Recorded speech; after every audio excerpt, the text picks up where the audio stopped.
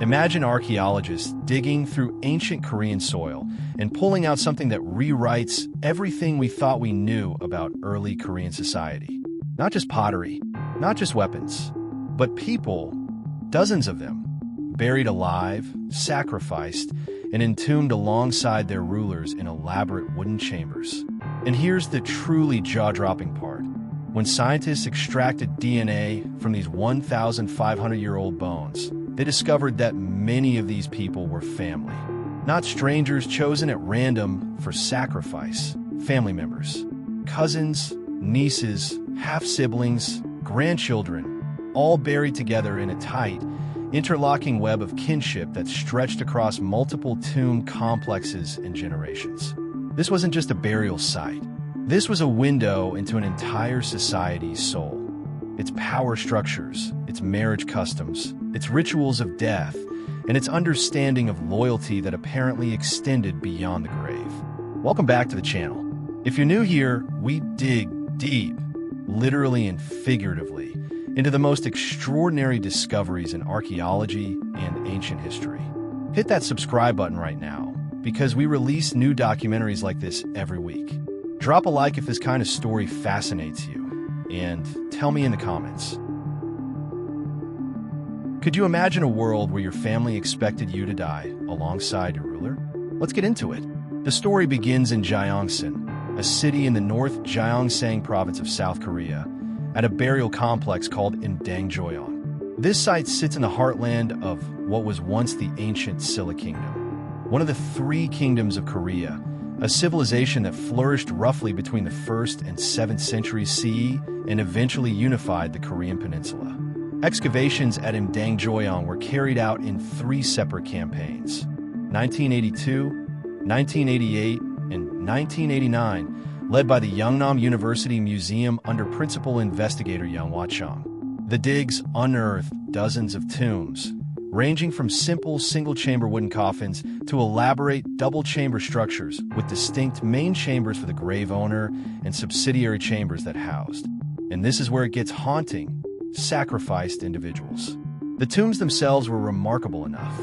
Inside, archaeologists found gilt-bronze crowns, golden earrings, necklaces threaded with curved jade pendants, iron swords, horse equipment, saddlery, and intricate pottery filled with the bones of livestock, fish, and shellfish.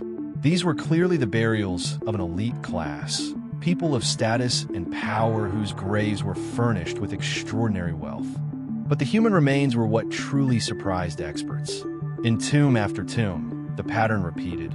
A primary grave owner surrounded by individuals who had been deliberately placed there, some neatly positioned alongside the owner, others stacked above coffins, bent into unusual postures, or crammed into tight subsidiary chambers. A 3-year-old child, a 15-year-old girl, adults in the prime of life, all classified by archaeologists as sacrificed individuals. What nobody expected, however, was what modern genomic science would reveal about who these people actually were to each other.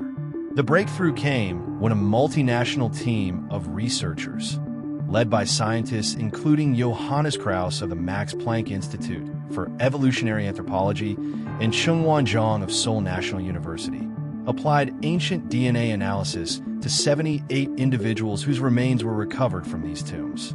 Their findings were published in Science Advances in 2026. To understand how revolutionary this is, you need to appreciate what ancient DNA analysis actually does. Scientists extracted genetic material from bone fragments, teeth, in many cases, which preserved DNA particularly well, and subjected them to high-throughput sequencing. They then used a software tool called Kain to analyze relationships between individuals, supplemented by analysis of mitochondrial DNA, inherited through the mother, and Y chromosome haplogroups, inherited through the father. They also looked at something called runs of homozygosity, or ROH, stretches of the genome where both copies of a chromosome are identical, which can reveal whether someone's parents were related to each other. What they found was staggering. Among the 78 individuals studied, the team identified 11 confirmed first-degree relationships, meaning parent-offspring or full sibling pairs. They found 22 second-degree relationships, grandparent, grandchild, avuncular or half-sibling, 13 third-degree connections, and 19 fourth-degree ties. In total, they were able to reconstruct an extensive, multi-generational pedigree linking individuals buried across different tombs and across both burial complexes, Imdang and Joyeong, which were themselves separated by time and space.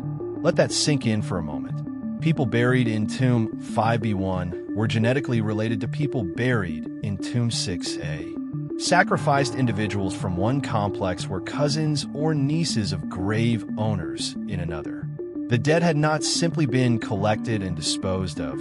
They had been deliberately arranged according to social and kinship logic that we are only now beginning to decipher. One particularly striking discovery involved a woman in Tomb 5B1 whose sample ID is IMD003.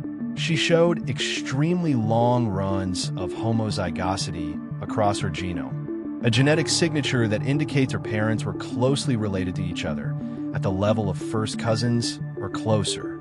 Her father, IMD031, was also found in a separate tomb, Imdang 6A, and confirmed through differing mitochondrial haplogroups. Her inbreeding, combined with her maternal connections to individuals in the Joyeong complex, suggests that this society practiced endogamy, marriage within a closely defined social or kinship group, possibly as a strategy for keeping power and wealth concentrated within elite lineages. Even more puzzling are the sacrificed individuals themselves. The study found that sacrificed people were not randomly selected from the broader population. Many of them were genetically connected to the grave owners, connected in ways that suggest they may have been part of the same extended family network. At the same time, the patterns of DNA sharing between grave owners and sacrificed individuals showed a curious split. Grave owners tended to share longer IBD, identity by descent, segments with each other, suggesting they were from a tightly endogamous core group, while sacrificed individuals showed somewhat broader genetic diversity. This raises a deeply uncomfortable question that we will return to. Were some sacrificed individuals drawn from a related but slightly less elite tier of the same family group? There is also the matter of the children. In multiple tombs, archaeologists found children as young as 3 years old in the subsidiary chambers, classified as sacrificed. In Tomb 5D2, a girl between 4 and 8 years old was found in the subsidiary chamber alongside an adult woman. In Tomb 6A, a 4 to 8 year old girl was placed alongside the grave owner, a young man in his 20s or early 30s. One analysis even revealed that a sacrificed individual in Tomb CI-1 was a biological child of 2 other individuals also buried in the same tomb complex, meaning a family had buried their own child as a sacrifice.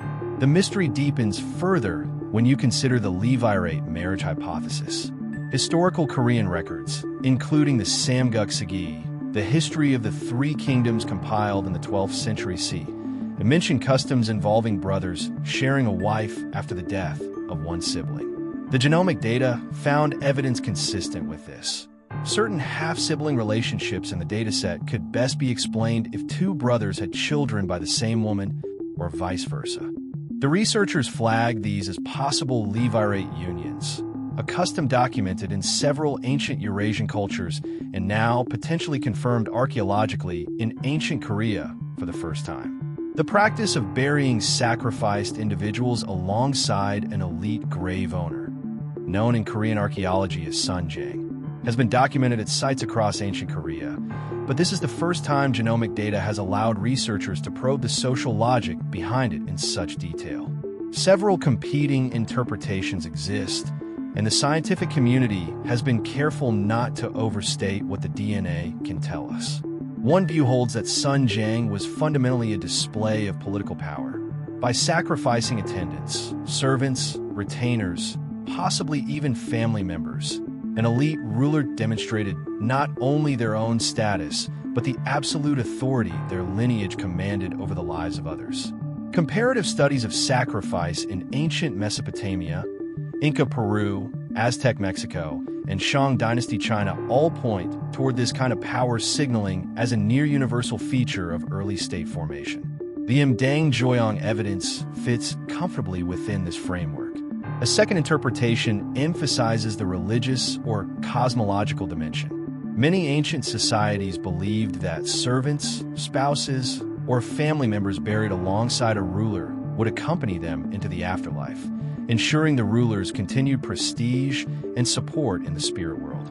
The elaborate grave goods, the horses, the weapons, the food-laden pottery, strongly suggest a belief in an afterlife that mirrored earthly life. The sacrificed individuals may have been understood not as victims, but as companions, chosen for the honor of accompanying their lord or lady into eternity. Some researchers have even pointed to Korean historical records suggesting that in some cases, people volunteered for sacrifice, though this is deeply contested. A third and more uncomfortable theory, supported somewhat by the genetic data, is that the endogamous structure of this elite society created conditions where sacrifice was naturalized within kinship networks. If elite families were consistently marrying cousins and relatives, then the distinction between insiders and outsiders was blurry.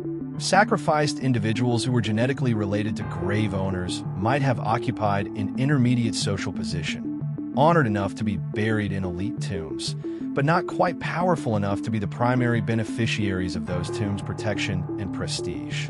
The researchers themselves are admirably cautious. They note that while the genetic data shows kinship connections between sacrificed and elite individuals, it cannot by itself tell us whether sacrifice was coercive, voluntary, or something in between. The bones cannot tell us about consent. They cannot tell us about grief or ritual, or whether the people involved understood what was about to happen to them. What the bones can tell us is that this society was extraordinarily tightly organized around kinship, and that the boundaries between the living and the dead, between the honored and the sacrificed, were drawn along family lines in ways we are only beginning to understand. Before this study, our picture of Three Kingdoms period Korean society was built almost entirely from two sources: the material culture of tombs and fragmentary historical records written by later Korean and Chinese scholars. The genetic data now adds a third, entirely new dimension: biological kinship. What emerges is a portrait of an elite society organized around a dense, endogamous kinship network that spanned at least 4 generations and 2 separate burial complexes. Elite individuals, the grave owners, clustered together genetically in ways that suggest they formed a distinct, inward marrying group. The broader Imdang-Joyeong community appears to have been connected to each other through webs of cousinhood, half-siblinghood, and multi-generational descent from common ancestors. This has implications far beyond Korea. Studies of ancient DNA from Neolithic Europe, Bronze Age Iberia, Iron Age Central Asia, and early medieval communities have all found similar patterns.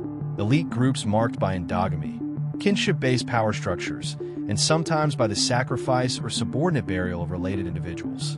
What the Imdang-Joyeong study adds is a uniquely detailed snapshot of how these dynamics worked in East Asia, in a historical context where we have at least some written records to check the genetic findings against.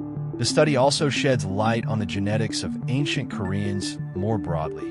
The Imdang-Joyeong individuals cluster on a principal component analysis of Eurasian populations, with other ancient Koreans and with modern Koreans, suggesting substantial genetic continuity from the Three Kingdoms period to the present day.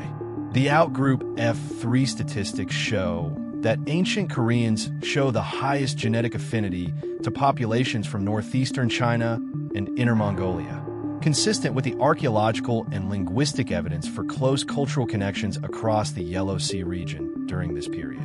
Perhaps most movingly, this study forces us to think about these individuals not as abstract data points, but as people embedded in real families, people who knew each other, who shared meals and memories and bloodlines, and who ended up in the same earth together, some by choice of status, and some by the choices of others. A grandmother and a grandchild, a father and a daughter, half-brothers whose different mothers suggest a world of plural marriages and complicated households. A 3-year-old who was buried in the dark alongside the powerful. History, at its deepest level, is always about people. And now, For the first time, we can read the family tree of people who lived and died in Korea 1,500 years ago. Here is the question I want you to sit with and answer in the comments. If you were a member of this elite family network, a cousin, a niece, a half-sibling of the ruler, and your society expected you to be buried alongside them when they died, what would that mean for how you live your life? Would you experience that expectation as an honor, as a burden, as something so normalized that you never questioned it? And what does it say about us that we find it so shocking? If this story reached something in you, that mix of fascination and unease that the best history always produces, please hit that like button. It genuinely helps this channel reach people who care about stories like this one. Share it with someone who loves history, archaeology, or ancient mysteries. Subscribe so you never miss one of these deep dives. And drop your thoughts in the comments. I read every single one. And I want to know what you think about ancient sacrifice, endogamy, and what DNA can and cannot tell us about the past. I'll see you in the next one.